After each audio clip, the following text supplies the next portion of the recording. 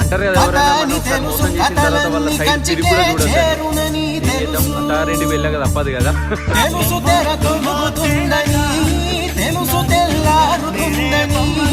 తెలుసు ఈ కట్టె పుట్టుకుమంటదని, తెలుసు ఈ మట్టి మట్టిలో కలిసిపోతదని. ఎన్ని తెలిసి రకాటంలో పడిపోతా